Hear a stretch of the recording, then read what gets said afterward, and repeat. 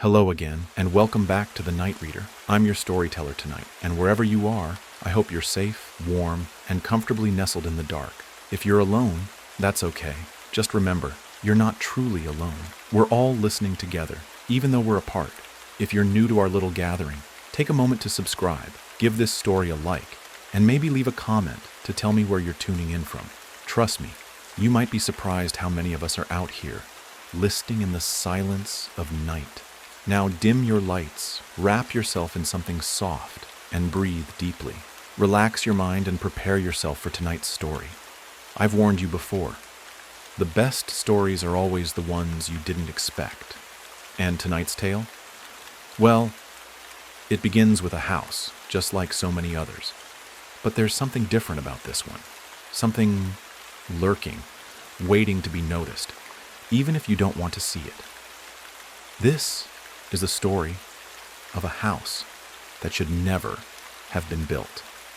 A house that was never meant to be lived in. This story is called The Empty Hollow, and it begins with a visit that was never supposed to happen. I had never planned to go back. Not after the first time, not after what happened. But it had been 3 years, 3 long years of silence and confusion. Time hadn't dulled the memory, not one bit. If anything, it had only made the nightmares worse. I kept seeing the same things. The shadows that flickered just beyond the reach of my vision, the sound of soft footsteps that weren't my own, and most of all, the door, the one that shouldn't have been there. But life has a funny way of pulling you back to places you never meant to visit again. And so, here I was, standing in front of it, the house, the same house that haunted me in my dreams, the one I vowed never to return to. It had been abandoned when I left, but now, it looked different. The windows were darker, the porch sagged even more. The door, never meant to open, was ajar, not wide, just barely, as though it was inviting me in, waiting for me. I stood frozen on the gravel driveway, my heart pounding in my chest. You came back. The voice was familiar, too familiar. It was the same one I'd heard that night, echoing in my ears as I fled through the dark woods. But this time it wasn't in my memory. It was here, right in front of me. I whipped around to face the voice, but the driveway was empty. Nothing but the scattered leaves and the deepening twilight. My pulse raced in my ears, drowning out all other sounds. I glanced back at the house. The door, still ajar. Don't go inside. The voice again, but softer this time, almost pleading. It took everything in me to ignore the warning, to step forward onto the creaking boards of the porch. The wind had picked up, howling through the trees that surrounded the house. But it felt wrong. It wasn't the kind of wind that made you want to shiver and pull your coat tighter. No, this wind felt like it was carrying something with it. Something waiting for me, watching, listening. I reached for the door. My hand brushed against the old, cracked wood, and the air seemed to grow colder. I didn't want to turn the knob. I didn't want to know what waited inside. But it wasn't as though I had a choice, was it? I twisted the knob and pushed. The door opened with a low, groaning sound, like a creature waking from a long sleep. Inside was darkness. I didn't need a flashlight. I could feel it. A thick, suffocating presence that seemed to settle over me like a heavy blanket. The house had been empty for years. No one had lived here since the day I left, but now it was as if it had been waiting for me all this time. I stepped inside. The floorboards groaned beneath my weight, protesting every step I took. The smell hit me first, musty, like something had been sitting forgotten in the dark for far too long. And something else. Something I couldn't quite place. Rotting? Decay? No, it was worse than that. It was the scent of something trapped, something old and angry. I reached for the light switch, but my fingers hesitated just before touching it. Instead, I pulled out my phone, using the weak light to scan the room. The hallway stretched in front of me, dark and oppressive. A single picture hung crookedly on the wall, a faded black and white photo of a family. 2 adults and a child, all smiling, all standing in front of this very house. But something about the photo bothered me. The way the family's eyes stared back at me, as though they weren't quite real. I turned away from the picture, unwilling to stare any longer. I stepped further into the hall, where a staircase led upward into even more darkness. The silence was overwhelming, broken only by the occasional creak of the house, as if it was settling or perhaps something inside was shifting. Waiting. My breath quickened, the air growing thick around me. I could feel the house pressing in, as though it were alive, watching me, aware of my every movement. And then, from the darkened corner of the hall, I saw it. A door, slightly ajar. My heart skipped. It was the room I had never been allowed to enter, the one that, in all the years I'd lived here, had been locked. Always locked. But now the door was open. I wasn't supposed to go in. I knew that. Everyone knew it. But tonight it was different. The house was asking me to come inside. The house wanted me to. I walked toward the door. Each step felt heavier than the last.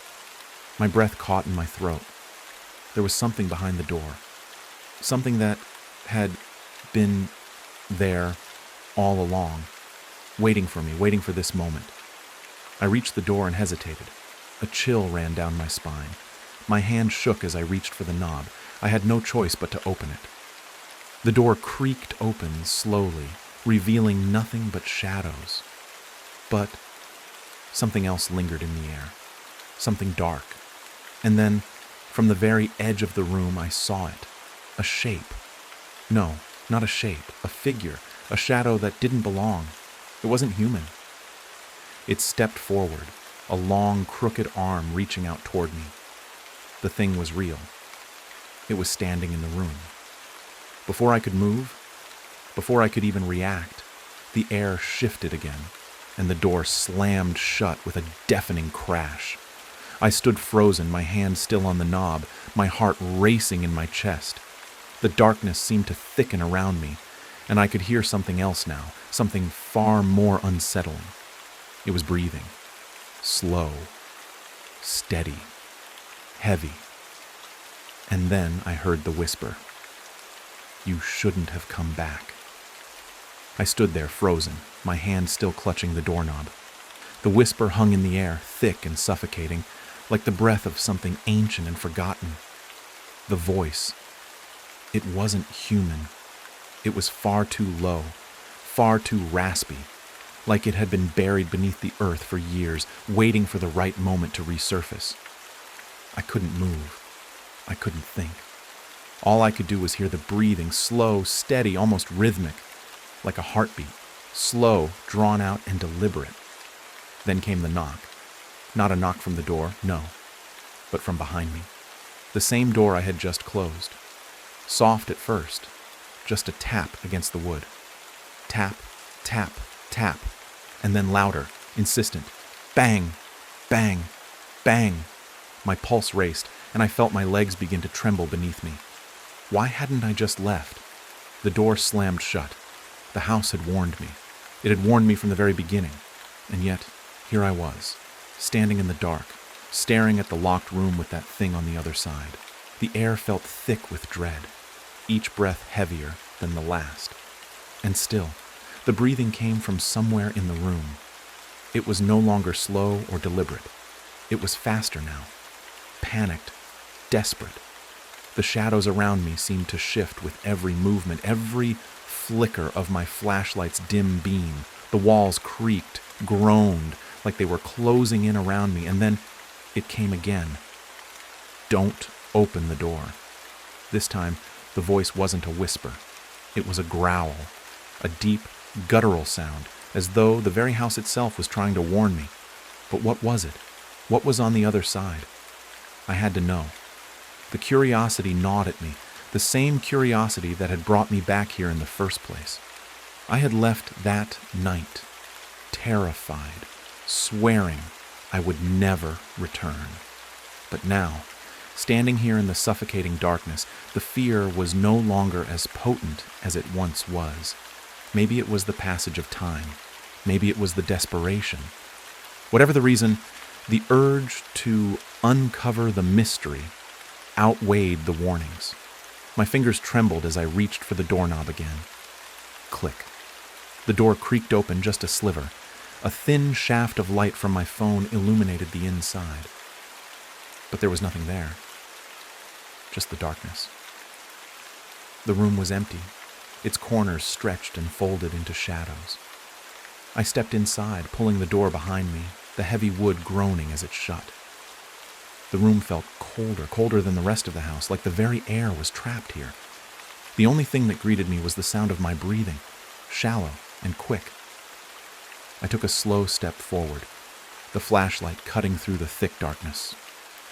The floor was carpeted, but the once soft material was now worn, threadbare in places and crunched underfoot like dried leaves.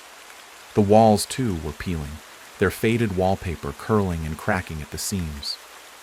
Old furniture stood against the far wall, covered in white sheets, like they hadn't been touched in years. There, in the middle of the room, stood a single chair, a small wooden chair with a worn seat and splintering legs. And sitting in that chair was a doll. It wasn't like any doll I had ever seen before. It was a strange thing, old-fashioned, its porcelain skin cracked and chipped. The eyes were black, voids that seemed to look straight through me. And its mouth twisted into a faint smile, one that seemed just a little too wide, a little too knowing. I could hear the air around me moving, swirling with something unseen. A breeze? Number, this was different. The very room felt alive. The doll's eyes seemed to follow me as I moved across the room, its head tilting ever so slightly, as if acknowledging my presence. I set my phone down on a nearby table to keep the light shining on the doll, the beam now fixed on its face. There was something unnerving about it. The longer I looked at it, the more I felt like it was watching me, studying me, waiting for something. And then, the door slammed. I whipped around, my heart leaping in my chest, my breath catching in my throat. The door I had just come through was shut tight now, the darkness pressing in behind it. For a moment I thought I could hear something. Low whispers, like the wind, but not the wind. Something else. And from behind me I heard a soft scraping sound. I spun back to face the room. The doll had moved. Not much, just a shift of its head. The faintest twitch, but enough to send a cold wave of dread washing over me. It had moved. I backed away slowly, my breath quickening. My phone's light flickered, the beam wobbling as if it too was unsure. My mind raced. Had I imagined it? Or had it really moved? The air was too still, too heavy to think clearly. And then the scraping sound came again, louder this time. I couldn't see it, but I knew the doll was moving. Slowly, deliberately. I turned and ran for the door, slamming my shoulder against it. But it wouldn't budge. The door wouldn't open. It was as if the house itself had sealed me in, locking me in place. And then I heard a voice, soft and soothing. But it wasn't the voice I had heard earlier. This one was sweet, gentle, like a lullaby. Come back to me. I froze. The words were unmistakable, but they didn't come from any person or from the doll. The voice was in the room itself, floating through the air like a caress. My breath caught. It was the same voice I had heard in my dreams. Come back to me, it whispered again, closer this time. And then the scraping stopped. The silence that followed was thick, so thick that I could hear every beat of my heart. I stood there, trembling, my hands slick with sweat, my fingers numb on the doorknob. The urge to turn and face the darkness overwhelmed me. But then I heard it. A noise so soft, so faint, it was almost imperceptible. The doll giggled. The air felt thick with dread, each breath heavier than the last. And still, the breathing came from somewhere in the room. It was no longer slow or deliberate. It was faster now, panicked, desperate. The shadows around me seemed to shift with every movement, every flicker of my flashlight's dim beam. The walls creaked, groaned, like they were closing in around me, and then it came again. Don't open the door. This time, the voice wasn't a whisper. It was a growl, a deep, guttural sound, as though the very house itself was trying to warn me. But what was it? What was on the other side? I had to know.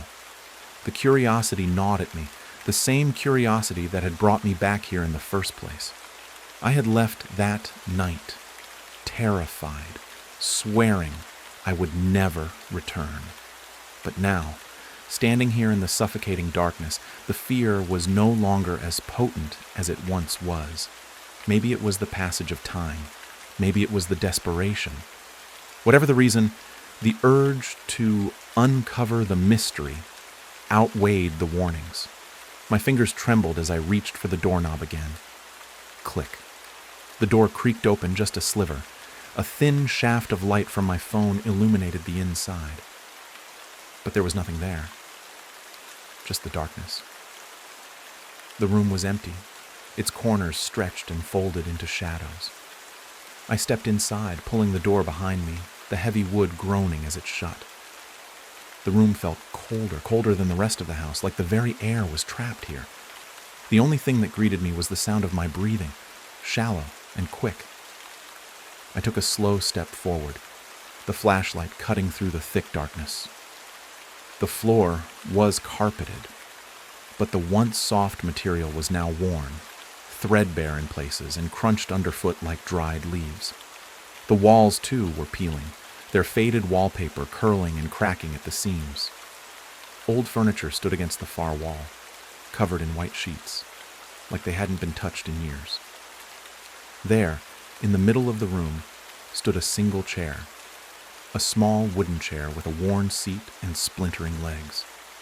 And sitting in that chair was a doll. It wasn't like any doll I had ever seen before. It was a strange thing, old-fashioned, its porcelain skin cracked and chipped. The eyes were black, voids that seemed to look straight through me. And its mouth twisted into a faint smile, one that seemed just a little too wide, a little too knowing. I could hear the air around me moving, swirling with something unseen. A breeze? Number, this was different. The very room felt alive.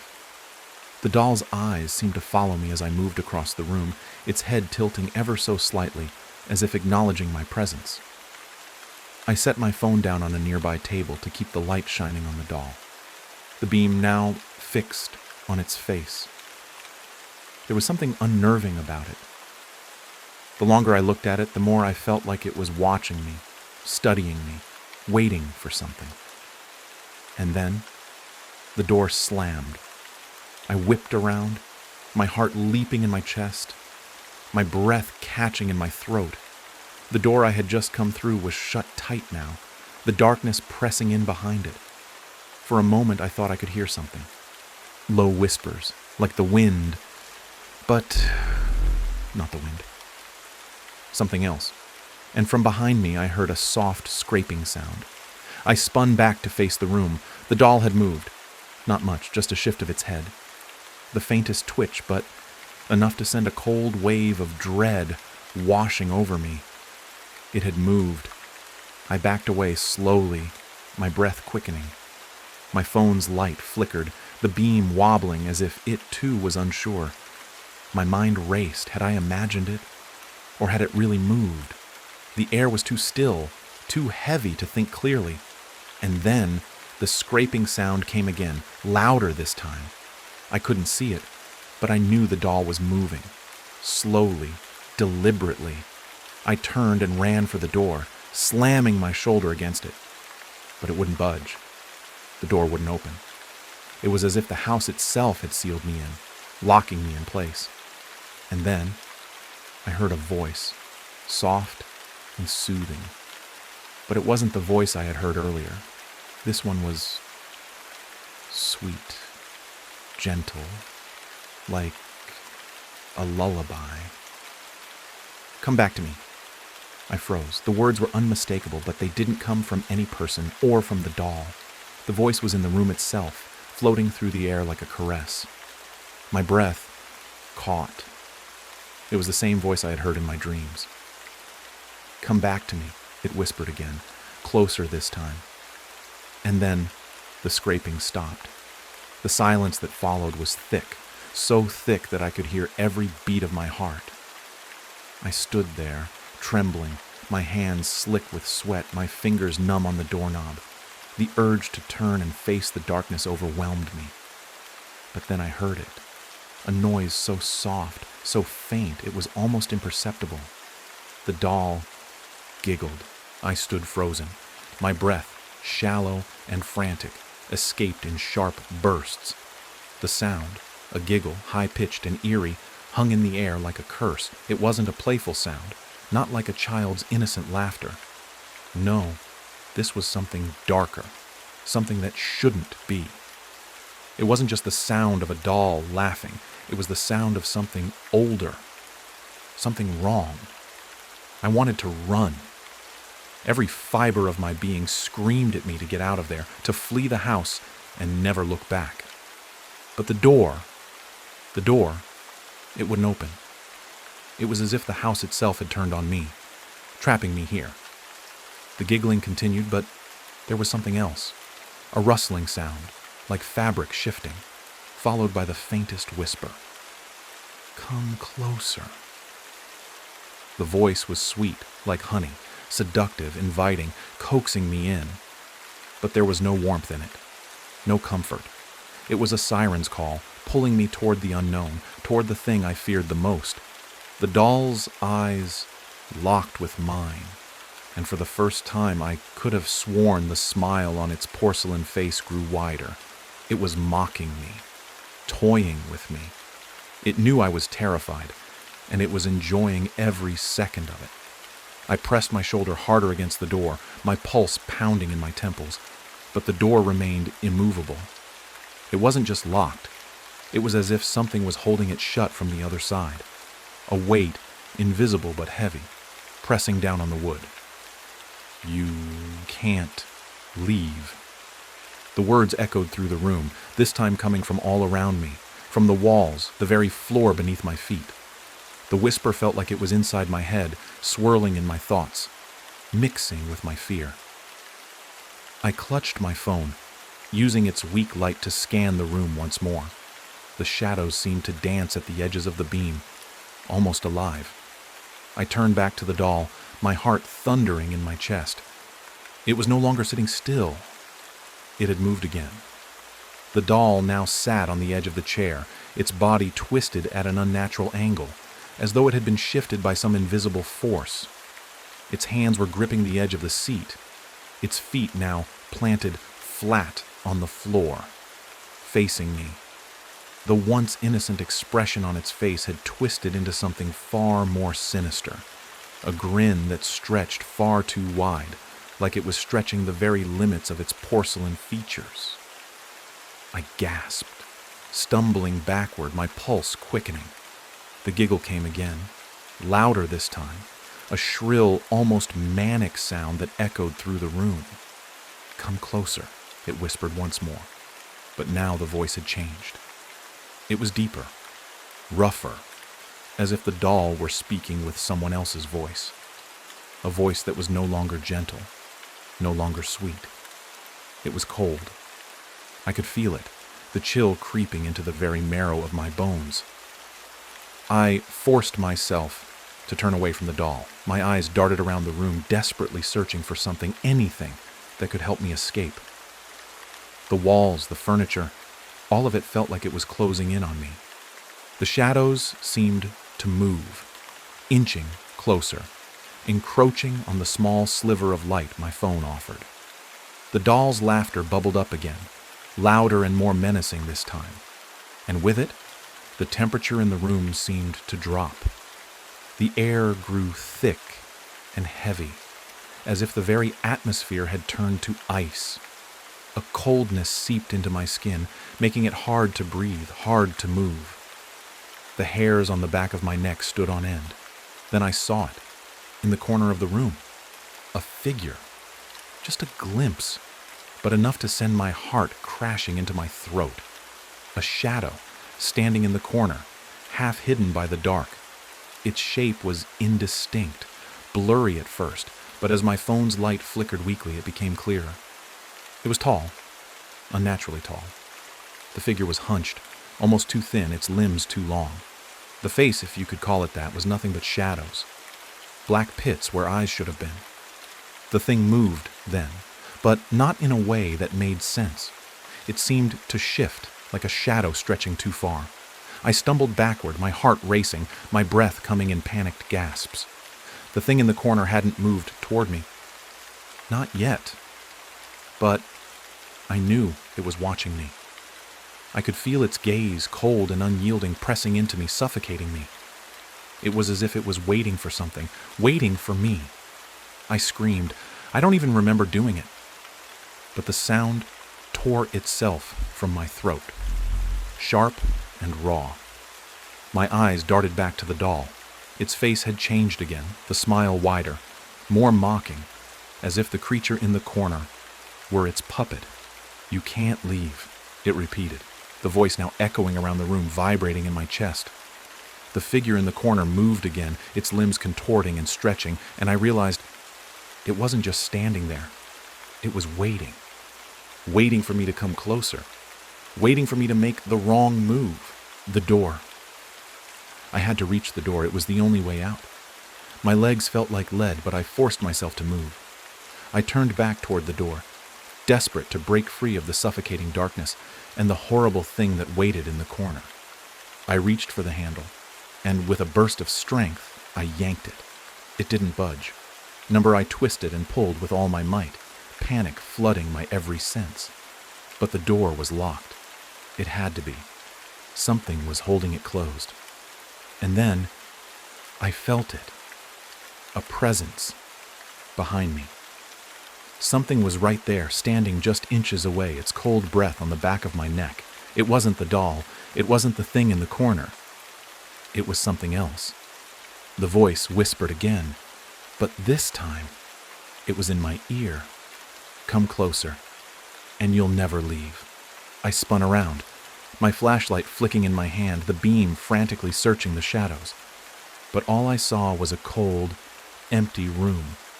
Empty, except for the doll still sitting on its chair and the figure in the corner that now seemed impossibly closer.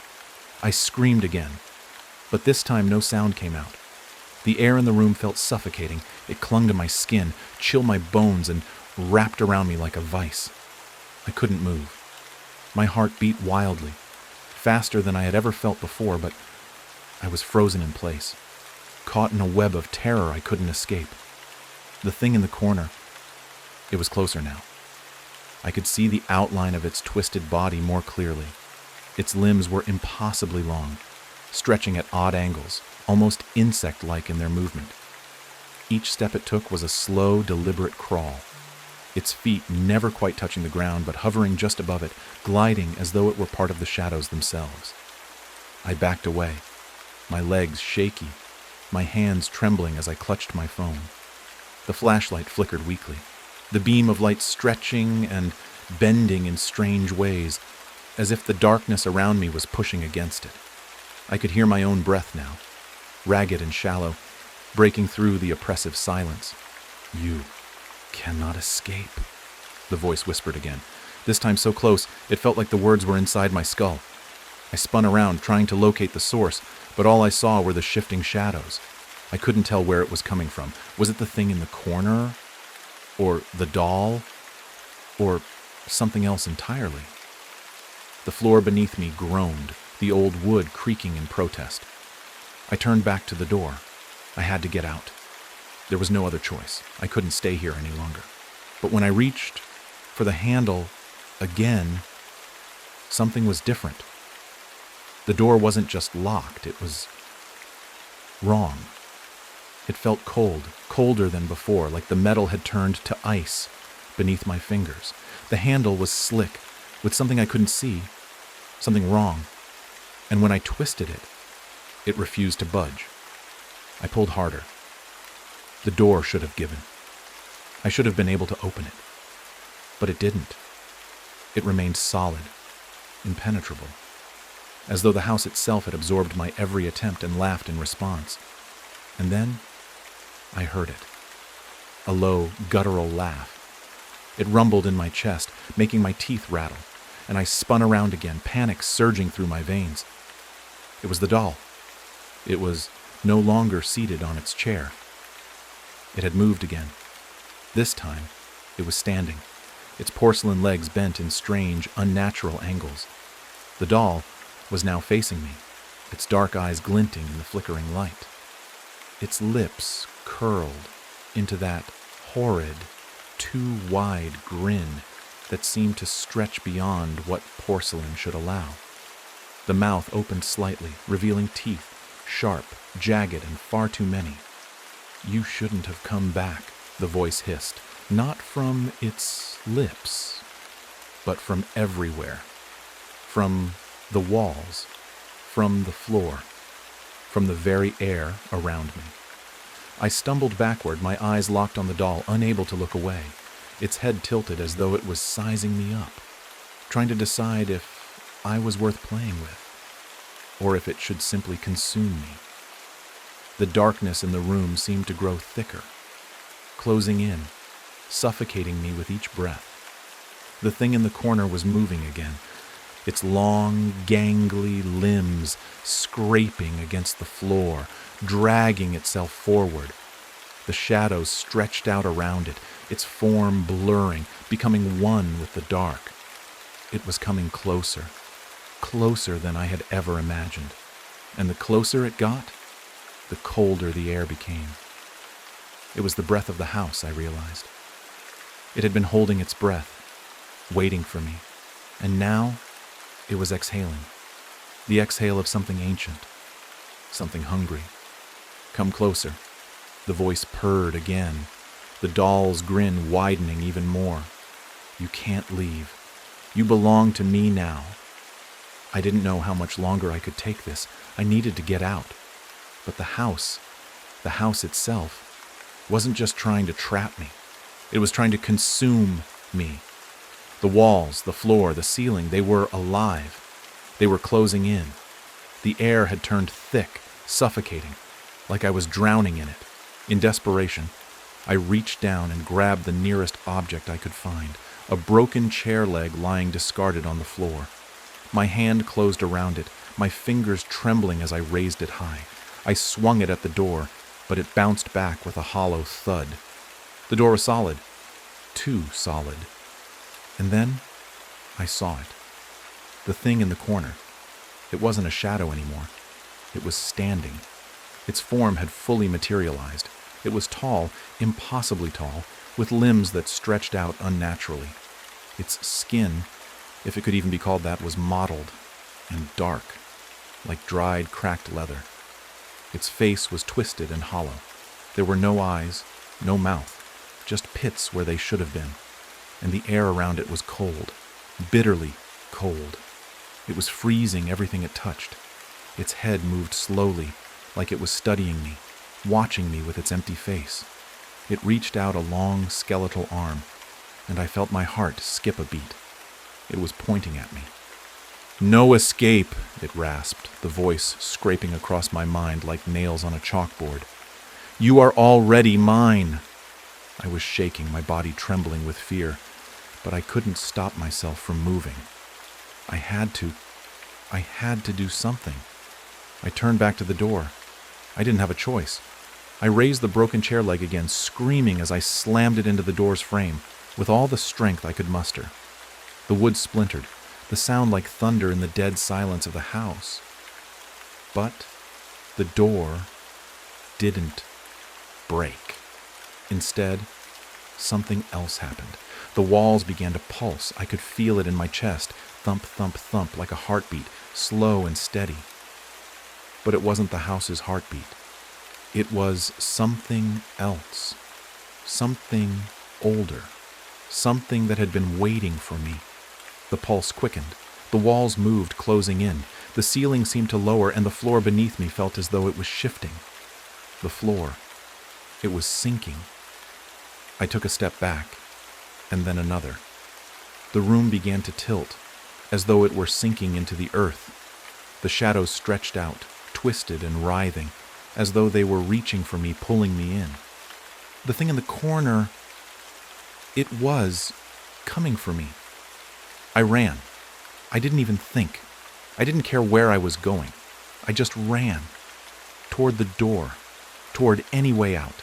My feet slammed against the warped floor, my breath coming in short gasps. But I couldn't stop.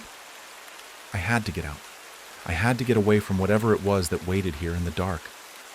But then, the floor gave way. I dropped, plummeting into a void, my scream echoing as I fell into the abyss below. I woke up with a start, my heart pounding in my chest as I gasped for air. My body ached from the fall, my mind still hazy with confusion. It took me a few moments to gather myself, to make sense of what had happened. The dark, cold room, the weight of the house pressing in from all sides. It all felt so real. But this place was different. The first thing I noticed was the silence. It was absolute. There was no whisper of wind, no creak of floorboards, no eerie laughter of the doll. It was just stillness, dead quiet. I pushed myself to my feet, my limbs stiff and sore, the cold floor beneath me sending chills through my body. I was disoriented, unsure of where I was or how far I had fallen. The only thing I could clearly see was the faintest sliver of light coming from a distant, shadowed doorway at the far end of the room. It was weak, barely aglow, but it beckoned. I had to go toward it. I didn't know why, but it felt like the only way out. But as I stood there, trying to steady myself, a realization hit me like a hammer. I couldn't remember the fall. I couldn't remember hitting the ground. Everything that had happened up until that moment, the doll, the shadows, the thing in the corner, had been so real. And yet, I wasn't in the same place anymore. Where was I? The room was dim, the walls heavy with an oppressive dark, but they weren't the same warped wood I'd seen before. These walls were stone, rough, jagged, cold to the touch. The air was thick with dust, and a musty smell lingered, as though this place hadn't been disturbed in years. It wasn't a basement, but it had that same sense of being buried deep beneath something, beneath the earth, beneath the house. I stumbled toward the door, each step careful, my eyes darting around the room. I didn't know if there was something in the shadows, waiting for me, waiting, watching. The light ahead grew brighter as I walked, and as I neared it, I saw that the door was old. Heavily carved wood, the edges covered with dust and cobwebs, but there was something about it that didn't seem quite right. The carvings were intricate, but they were strange, twisting in shapes that made no sense, symbols that seemed to shift when I tried to focus on them. They were wrong. I reached for the door handle. It was cool to the touch, like the rest of the room, but there was something familiar about it, as if it had been waiting for me too. I turned the handle. The door creaked open with an agonizingly slow, drawn-out groan. The sound was like nails scraping against stone, a horrible grinding noise that made my skin crawl. Beyond the door, the hallway stretched into darkness, its walls lined with more of those twisting, strange carvings.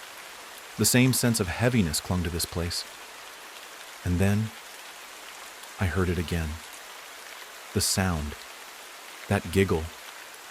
It was distant at first, a soft, eerie chuckle that echoed through the walls, but it grew louder, closer, until it felt like it was right behind me. My stomach lurched, and I nearly slammed the door shut in panic, but I resisted. I had to move forward. I had no choice. I stepped into the hall, my eyes scanning the path ahead. The air was colder here, even colder than the room I'd woken up in. And the further I went, the heavier the silence became. Each step felt like it was pulling me deeper into something wrong. The giggling continued, and I could almost hear a voice behind it. It wasn't clear, just a whispering undercurrent, like something or someone was trying to speak but couldn't quite make it through. I stopped. The giggle grew louder again, and I froze, realizing where the sound was coming from. At the end of the hall, I looked down. The floor was covered in dust, but as I looked closer, I saw marks, small, dragging marks, scattered along the ground. Something, or someone, had been pulled along the floor, a trail, and it led straight to the end of the hallway. The door there was smaller than the others, and it was slightly ajar, just enough to see a sliver of what lay beyond. The light from the room I had just left cast strange shadows, bending and flickering on the walls. The giggling came again, louder, insistent. "Come closer," the voice whispered. But this time it was clear. This time I could hear it. It was the same voice that had spoken before. The same thing. The one that had been playing with me. I didn't want to go closer. Everything in me screamed for me to turn back. But I couldn't. I moved forward. With each step, the air grew colder, and the hallway seemed to stretch longer, as if the walls themselves were pushing me toward that door. I reached it. My hand, trembling, reached for the handle, and as my fingers closed around it, I pulled. The door opened, and I was met with a sudden, overwhelming cold. I couldn't breathe. The air felt thick with something that pressed down on me, making it hard to think, hard to move. The room beyond the door was dark, but as my eyes adjusted, I could see shapes moving in the shadows. And then I saw it. The doll. It was sitting there, on a chair in the center of the room, surrounded by candlelight. Its porcelain face was cracked, its eyes lifeless, but it was still grinning, still waiting. And beside it was something worse. A figure, tall, thin, its body twisted and contorted, limbs impossibly long, with skin that looked like it had been torn from the earth itself. Its face was hollow, its mouth open in a silent scream, its eyes empty, staring directly at me. It was watching me, and behind them I could see something else, something darker, a swirling blackness, a void where there was no light, no air, only nothing. It beckoned. I realized then, I had been led here, not by chance, not by accident. This was where it had wanted me to come all along, and I wasn't the only one who had answered its call. I tried to move, but my feet were glued to the floor. I couldn't run. I couldn't scream, because I knew in that moment I wasn't alone in the dark anymore. The house had claimed me. The room around me shifted. The walls seemed to pulse, breathing in and out with an unnatural rhythm. Every beat, every thrum of the house's dark heart made the air feel heavier, thicker, like something was pressing down on me. My legs trembled beneath me, but still, I couldn't move. The doll sat in its chair, its eyes locked on me, and the twisted figure behind it, taller now, closer, seemed to sway with the darkness, becoming one with it. The air was freezing. My breath came in clouds, visible in the dead stillness of the room.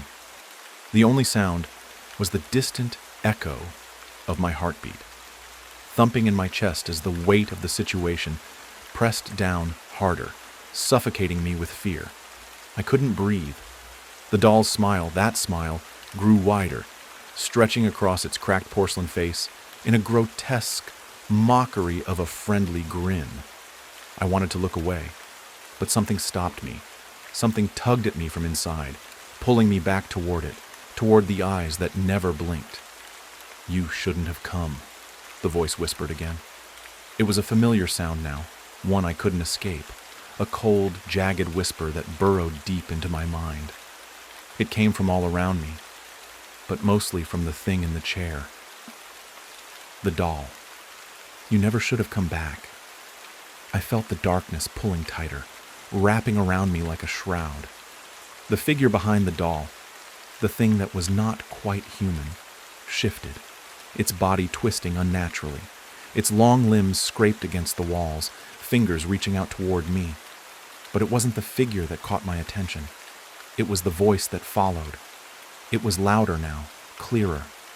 A growl that came from deep within the walls, from beneath the floor, from the very heart of the house. It resonated in my bones. My spine stiffened, my muscles aching with an instinctual urge to flee, to escape, to break free from the pull of whatever was here.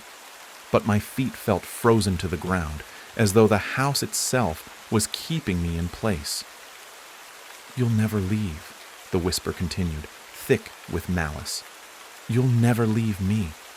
The air grew colder still, a biting chill that made my skin prickle and my bones ache with an unnatural numbing cold.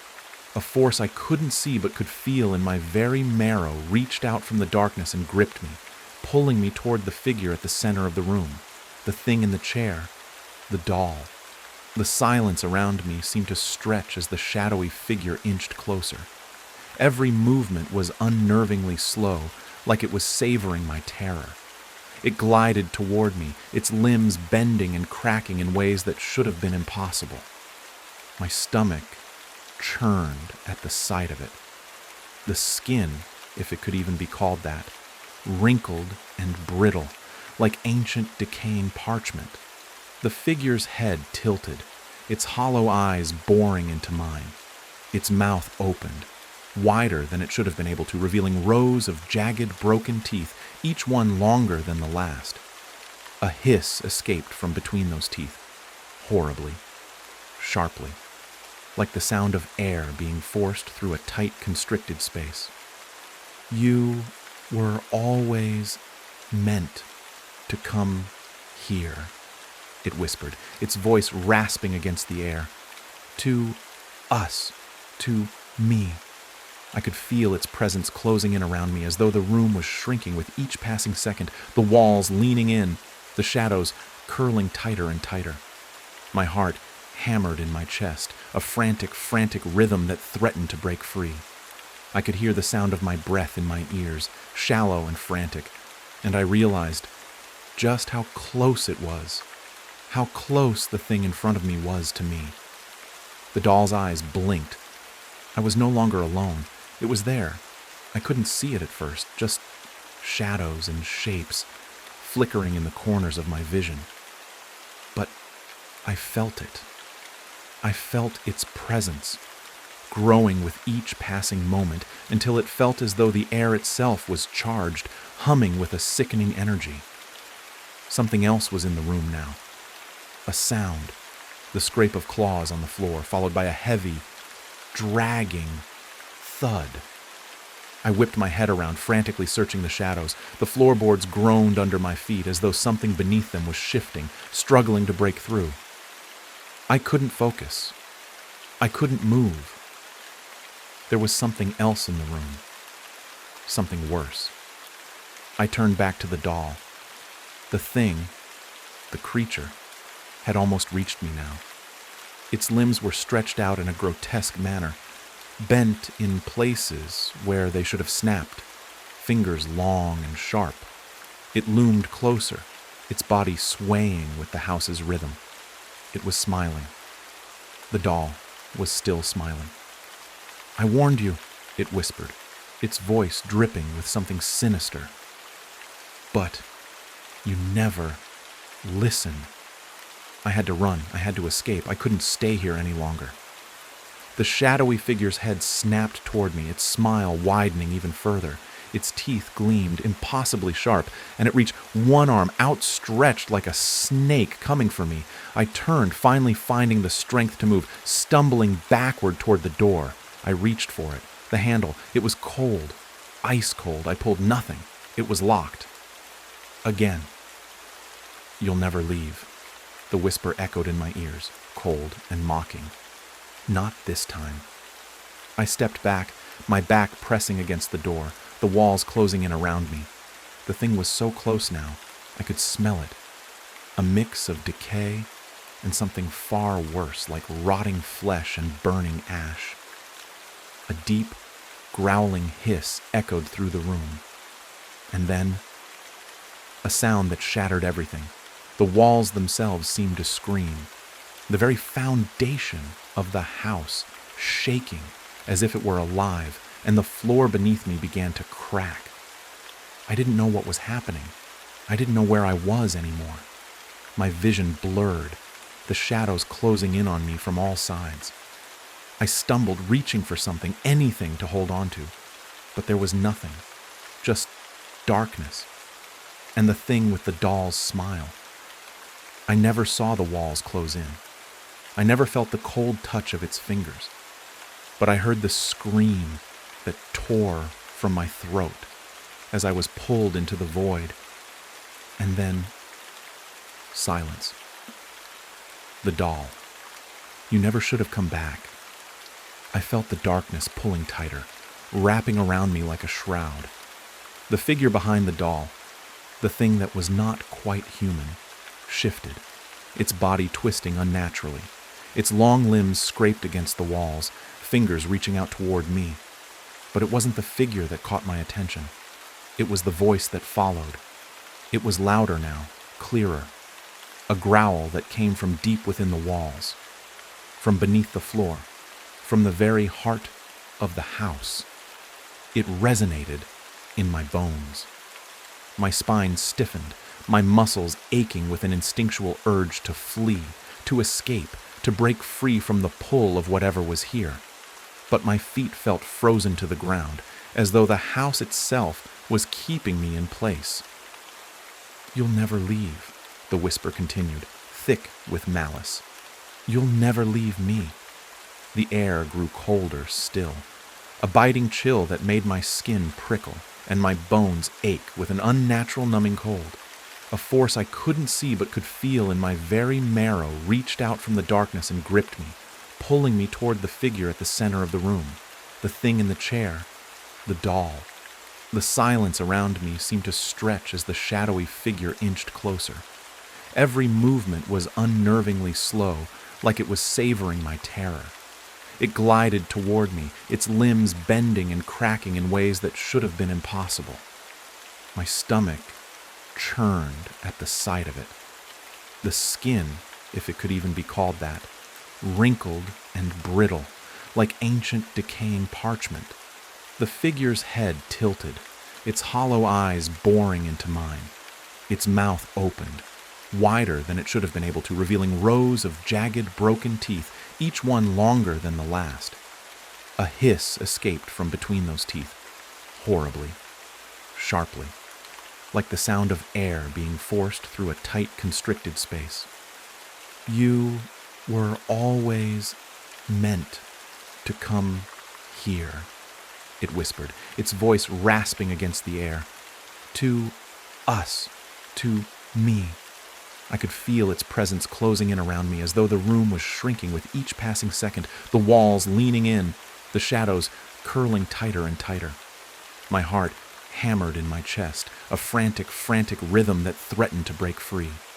I could hear the sound of my breath in my ears, shallow and frantic, and I realized just how close it was, how close the thing in front of me was to me. The doll's eyes blinked. I was no longer alone. It was there. I couldn't see it at first, just shadows and shapes flickering in the corners of my vision. But I felt it. I felt its presence, growing with each passing moment until it felt as though the air itself was charged, humming with a sickening energy. Something else was in the room now. A sound, the scrape of claws on the floor, followed by a heavy, dragging thud. I whipped my head around, frantically searching the shadows. The floorboards groaned under my feet as though something beneath them was shifting, struggling to break through. I couldn't focus. I couldn't move. There was something else in the room. Something worse. I turned back to the doll. The thing, the creature, had almost reached me now. Its limbs were stretched out in a grotesque manner, bent in places where they should have snapped, fingers long and sharp. It loomed closer, its body swaying with the house's rhythm. It was smiling. The doll was still smiling. "I warned you," it whispered, its voice dripping with something sinister. "But you never listen." I had to run. I had to escape. I couldn't stay here any longer. The shadowy figure's head snapped toward me, its smile widening even further. Its teeth gleamed, impossibly sharp, and it reached one arm outstretched like a snake coming for me. I turned, finally finding the strength to move, stumbling backward toward the door. I reached for it. The handle, it was cold, ice cold. I pulled nothing. It was locked. Again. "You'll never leave." The whisper echoed in my ears, cold and mocking. Not this time. I stepped back, my back pressing against the door, the walls closing in around me. The thing was so close now, I could smell it. A mix of decay and something far worse, like rotting flesh and burning ash. A deep, growling hiss echoed through the room. And then, a sound that shattered everything. The walls themselves seemed to scream. The very foundation of the house shaking as if it were alive, and the floor beneath me began to crack. I didn't know what was happening. I didn't know where I was anymore. My vision blurred, the shadows closing in on me from all sides. I stumbled, reaching for something, anything to hold on to, but there was nothing, just darkness, and the thing with the doll's smile. I never saw the walls close in. I never felt the cold touch of its fingers, but I heard the scream that tore from my throat as I was pulled into the void.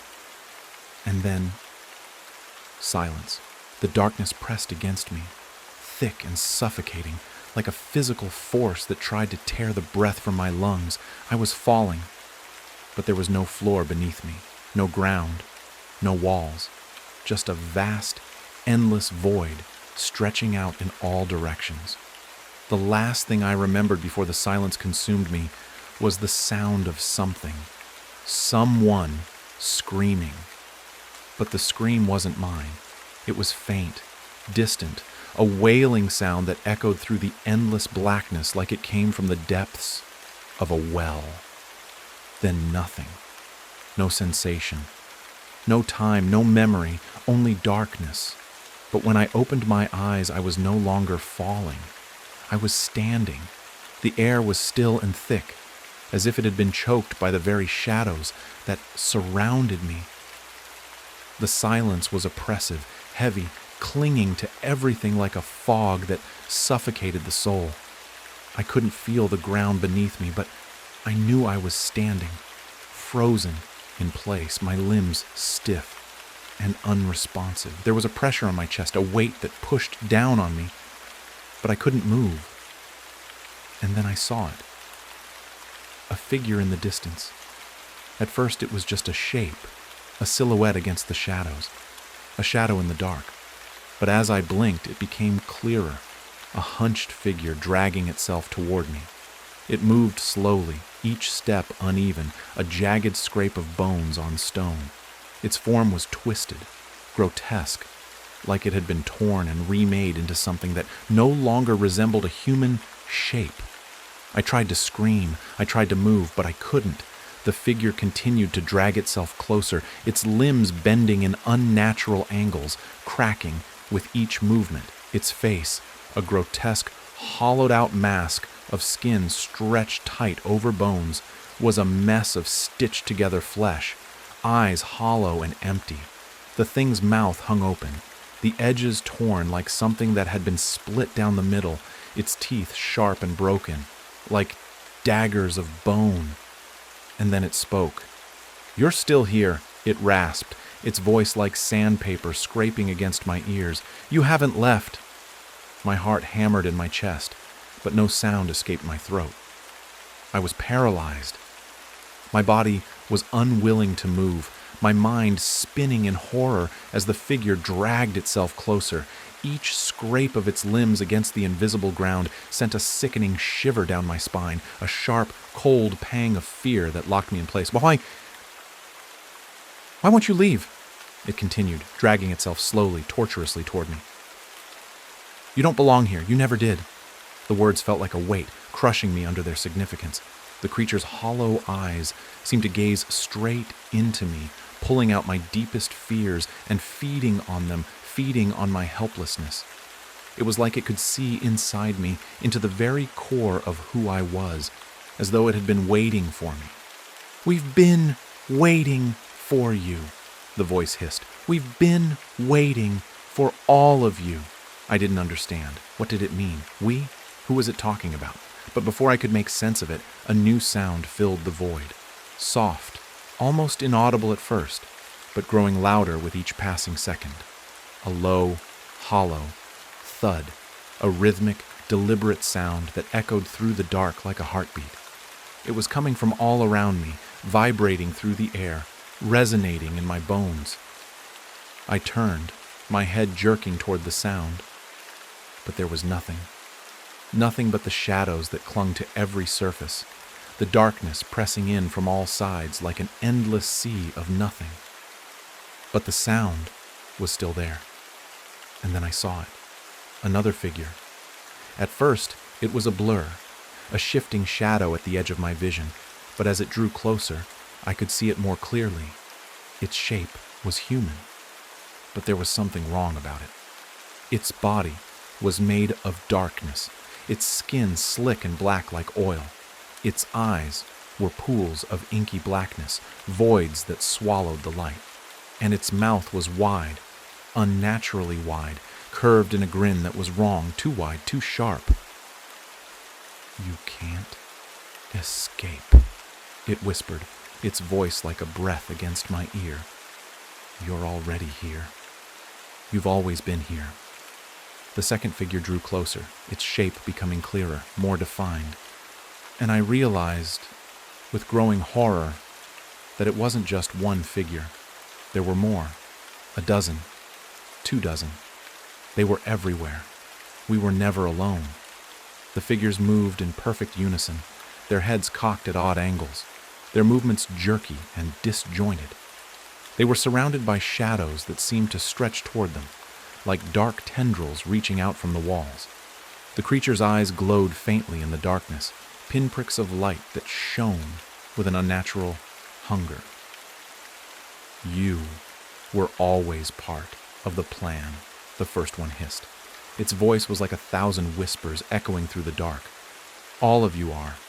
We were waiting for you, waiting for all of you to join us." I couldn't move. I couldn't breathe.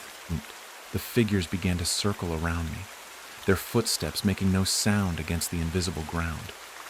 There were so many of them closing in, tightening their grip on me like a noose pulling ever tighter.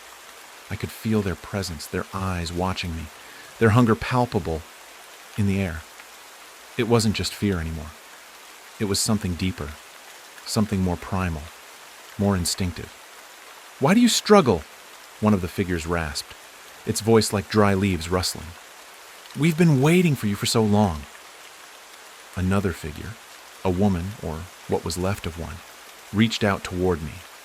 Her fingers were long, impossibly thin, stretching toward my face with a slow, deliberate motion. I wanted to scream, but my throat was tight, my breath shallow. My body wouldn't respond. "Don't worry," the voice whispered, low and soothing. "You'll understand soon. We all will."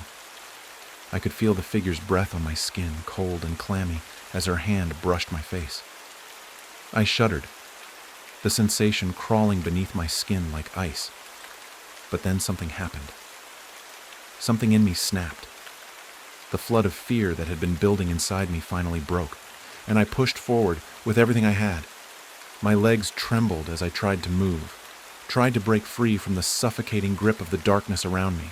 I screamed, but my voice was drowned out by the chorus of whispers that filled the air, all of them telling me the same thing. You can't escape. But I wasn't listening. I couldn't listen anymore. With every ounce of strength I could muster, I pushed through the darkness, stumbling, falling, but moving away from them. The figures seemed to stretch and twist, their limbs lengthening, reaching for me, but I ran. And then, through the thick veil of darkness, I saw it. A light. A soft glow, far in the distance, just barely visible through the blackness. A flicker of hope. I didn't stop. I ran toward it. With the last bit of strength I had, I pushed through the darkness, feeling its cold tendrils pulling at me, trying to drag me back. But I kept running, drawing closer and closer to the light.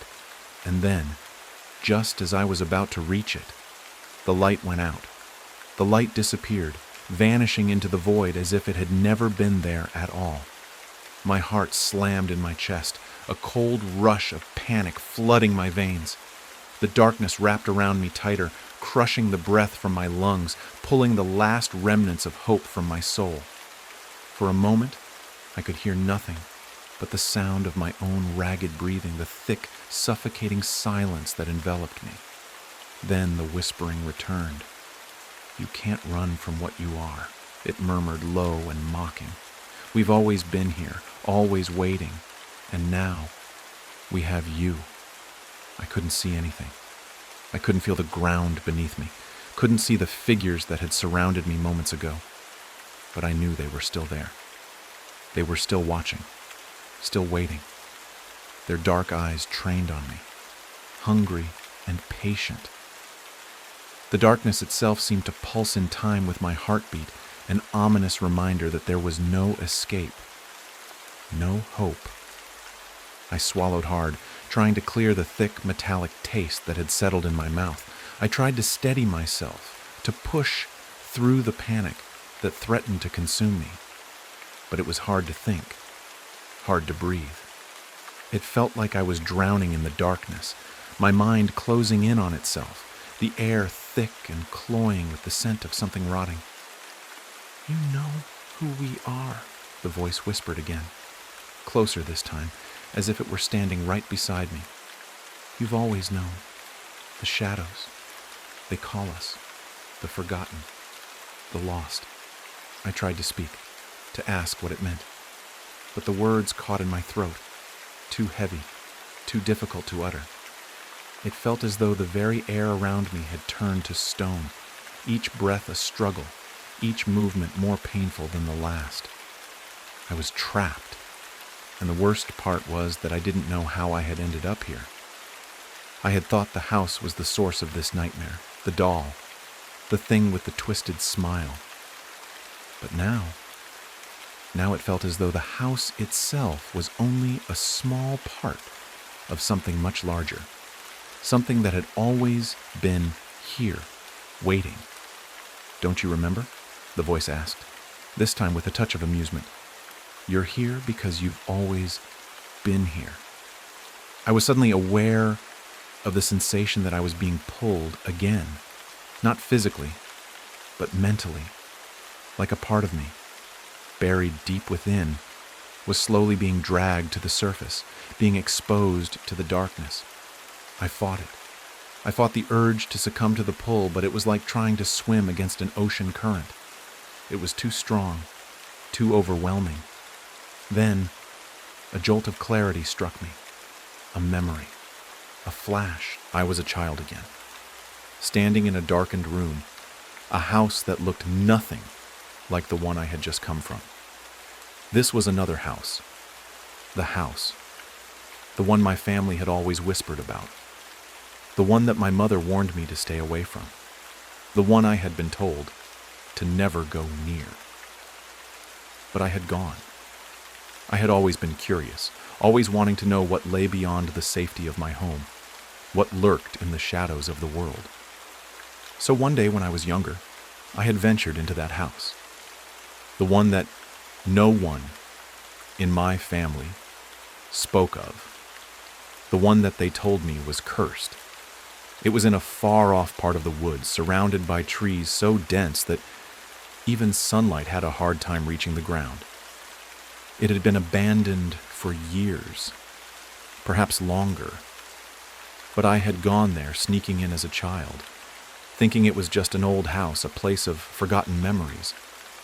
And that was the first time I had heard the whispers. "We've been waiting for you," they said, just as they said now. "For so long." I had run then, scared and confused, but the whispers followed me. The shadows had never left me. "We're always here," the voice crooned again, so close now. It was like it was inside my mind. "You can't escape us. You belong here." The pull was too much now. I couldn't resist any longer. The flood of memories, of forgotten moments, of things I had buried so deep was overwhelming. I saw flashes of faces, people I knew, people I didn't. A woman with hollow eyes, a man whose face was twisted in anguish, a child's laughter echoing from a room that shouldn't have been there. The house that wasn't supposed to exist, seemed to appear all around me, twisting and bending, stretching like some nightmare architecture. I tried to turn away, but it was too late. The walls of the house had surrounded me, towering over me, reaching for me, their gaping mouths opening wide as the voices grew louder, more demanding. The thing with the doll's smile was standing there too, watching me with its empty eyes. The woman with the dark eyes and twisted smile was there as well, her thin fingers reaching out for me, pulling me into her grasp. "Welcome back," the voice said. "We never wanted you to leave." And just like that, the world around me began to shift again. The floor beneath my feet cracked open, splitting wide like a mouth, and I was falling. No, not falling, descending into the abyss, into something darker, deeper. I was being pulled down into the earth, into the belly of the house, where the real nightmare waited. The last thing I saw was the face of the doll, its grin widening with each passing second. The room around me twisted and distorted, the walls warping as the shadows engulfed everything. "We're waiting?" the voice whispered, just before the darkness swallowed me whole. There was no light, no warmth, nothing but a thick, oppressive silence and a sensation of weightlessness. I was no longer sure if I was falling or if I was floating. The feeling was both surreal and nightmarish, like I had been unmoored from time and space. Every attempt to grasp for something solid, something familiar, was met with a cold, endless void. I couldn't tell if I had been here for moments or hours. My mind spun, a dizzying whirl of confusion and fear, trying to latch onto something, anything to anchor me to reality. But there was nothing. No ground, no sky, no up or down, just this deep, suffocating emptiness. Then came the whispers, soft at first, so faint I almost thought it was my own voice. But then they grew louder, more distinct, and it was clear they were not my own thoughts. "You shouldn't have come back," the first voice rasped, its sound like brittle paper being torn. It came from somewhere behind me, or perhaps all around me, an echo of something older, deeper than anything I could understand. The whisper crawled up my spine, icy fingers brushing against my skin. "You belong to us. You always have." I tried to scream, but no sound left my mouth. My throat was dry, constricted, as though the very air was draining out of me. The whispers continued, growing louder, more insistent, as if the darkness itself had come alive with voices. Each whisper was layered on top of the other, creating a cacophony of murmurs, hisses, and fragments of old, forgotten words. "We are the ones who wait," a new voice joined in, soft and soothing, like a lullaby. waiting for the ones who dare to leave, waiting for those who think they can escape. Escape. I had tried to escape, hadn't I? I'd run through that house, through the twisting corridors, through the dark rooms where I'd seen things that weren't meant to be seen. But no matter how fast I ran, no matter how hard I fought against the darkness that pursued me, it had always been there. It had always been waiting. "It's too late," another voice, guttural and ancient, growled. "You cannot outrun the shadows. You cannot outrun us." The whispers shifted again, their tone growing darker, more sinister, and the air around me seemed to change. It became thick, suffocating, as if I was being submerged in something alive, something that moved and shifted with every breath I took. The temperature dropped, and I could feel the cold creeping into my bones. I reached out instinctively, but my hands met only the emptiness. There was no surface, no object to touch, no way to feel anything except the hollow, crushing weight of isolation. Then suddenly something shifted in the dark. A movement, a shape. At first it was nothing more than a flicker, a shadow at the corner of my vision. But as I focused on it, the shape became clearer. It was tall, too tall. And as it moved closer, the air itself seemed to warp around it. It was a figure of smoke and shadow, its form jagged and shifting, as though it was not fully anchored in this world. Its edges bled into the darkness, becoming one with the void, and the whispers seemed to pulse with its every movement. "You should not have returned," it said, its voice like the rustle of dead leaves, dry and brittle. "You are not meant to be here." I could feel its presence, its unnatural, malevolent energy, and the weight of its gaze pressed on me like a physical force. It was as if it were studying me, analyzing my very soul, peeling back the layers of my being with invisible fingers. "The house was never the problem," it continued, its voice low and guttural, echoing in the dark. "It was always the place inside you, the place where we wait, the place where you belong." The figure stepped forward, its long, thin arms outstretched, and I could feel an intense cold radiating from it.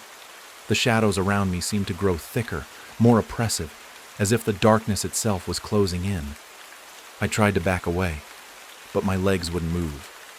My body refused to obey me, paralyzed in the weight of the fear that wrapped around my chest like a vice. "You are ours," it whispered. "All of you. The ones who wander, the ones who forget, the ones who seek. You have never been free. You have always been here, in the dark, in the waiting." The words sank deep into my mind, gnawing at the edges of my thoughts. The house, the things that had haunted me, everything that had brought me to this point, all of it began to make sense in a way that made my stomach twist with terror. This wasn't just a house. This wasn't just a place in the woods. This was something much older, a place where things waited, where things were born, things that had always been here, stretching far beyond the walls of that decrepit house, beyond even the earth itself. I was no longer sure if I had ever left that house. The figure drew closer, its shadowy form undulating like it was made of liquid night. I could feel it now, seeping into me, pulling me into its darkness. It was in my skin, my thoughts, my very soul. I could hear the whispers, louder now, swirling around me, filling my mind with their promises. "Come closer," the figure hissed. "You belong with us. You always have. You always will." I wanted to scream. I wanted to fight, to run, to tear myself away from this dark force that was trying to consume me. But I couldn't. I was frozen in place, my body no longer my own. The darkness had taken root inside me, twisting and winding around my thoughts, suffocating me from the inside out. It was as if I had become part of it. The shadows were alive. and they were pulling me into them. "You will never escape," the figure whispered, its mouth stretching into a grin that was too wide, too sharp. "You are ours." Now, I could feel it, the truth. The thing that had been waiting for me all this time. The thing that had followed me, no matter where I went. It was inside me now, and it would never let me go. The whispers had become a chorus, their voices melding into one, each one more insistent than the last, like 1,000 voices trying to claw their way into my mind. "We will always wait for you," they chanted. "Always. You can never leave." And then the darkness closed in, and I felt myself being swallowed whole. The cold swallowed me whole, a suffocating blanket of nothingness that pressed against my skin and stole the warmth from my bones. The whispers were everywhere now, not just in my ears, but in my blood, in my very soul. Their voices had become one, a deep, rumbling murmur that reverberated through every inch of me, filling me with an overwhelming sense of doom, of finality. "You can never leave," they whispered, each syllable laced with a quiet, sickening promise. "You were always meant to stay." I wanted to scream, to fight back, but the air was thick, too thick to breathe, and my throat burned with the effort of trying to speak. My limbs felt heavy, unresponsive, as though the darkness itself had begun to anchor me to this place, to this endless void. I tried to move, but it was as though my body was frozen in time, suspended in some space between life and death, between the world I had known and the one I was being pulled into. The shadows, the darkness, it was all consuming. It wasn't just around me anymore, it was in me, coursing through my veins like a poison. It whispered promises of eternity, of belonging to something far greater, far older than I could comprehend. And in that moment, I understood. I understood that the house had never been the true source of the horror. No, the house was just a manifestation, a place where the darkness could be anchored, could take shape. But it had always been here, lurking beneath the surface, in the cracks of the world we lived in, waiting for the right moment. "You're one of us now," the voice inside me hissed, 1,000 tongues speaking in unison. "You were always meant to return." And then, suddenly, the darkness gave way to a cold light. It wasn't natural light, not the light of day, but something more sinister, more ancient. It bathed the void, casting long, distorted shadows across an endless landscape that stretched beyond my comprehension. I saw things, twisted shapes in the distance, moving and undulating in ways that should not have been possible, faces, bodies, but not human, not anymore. I felt a strange pull toward the horizon, toward the source of the light. But my body wouldn't move. I couldn't will it to go, no matter how hard I tried. It was like I was bound here, held by invisible chains, tethered to this place by something older than time itself. The whispers grew louder, more frantic, as if they could sense my resistance.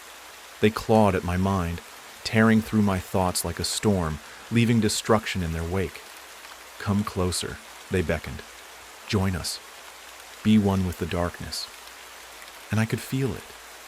This overwhelming, crushing weight of inevitability.